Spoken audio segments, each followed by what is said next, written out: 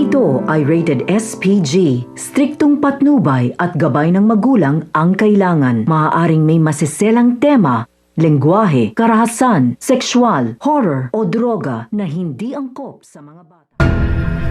Tinapos na nga nito nila Tanggol ang mga Mondragon na kung saan nga lumalabas nga na ito ngang mga gerero nagpatumba sa mga ito. Kaya naman pinagtulong-tulungan na naman nga sila ng mga taong bayan na kung saan sila nga ang sinisisi sa pagkawala ng mga Mondragon. Dito nga ay dahil sa nangyaring ito, si Rigor nga ang maiipit sa sitwasyon na kung saan kinakailangan niya nga protektahan itong mga gerero at ito nga ang kanyang trabaho.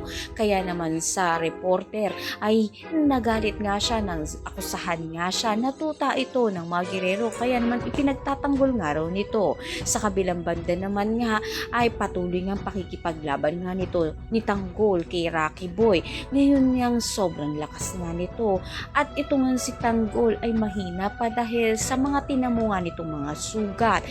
Kahit na nga ganito ang sitwasyon ay pilit nga niyang nilalabanan ito nga si Rocky Boy upang sa gayon mailigtas nga niya ito nga si Ponggay. Nasa peligro na nga ang buhay nga nito ni Tanggol na kung saan nga ay walang kamalay-malay itong si Rocky Boy na darating nga ang grupo ni Tanggol upang rumesba at ito nga si Ramon ang liligtas naman sa kanyang anak. Kaya naman pakatutukan nga natin dito kung darating nga kaya ang resback para kay Tanggol upang tulungan nga siya mula nga kay Rocky Boy at mailigtas pa nga kaya itong si Ponggay sa peligro. Lahat ng yun naman natin. Maraming salamat sa panonood.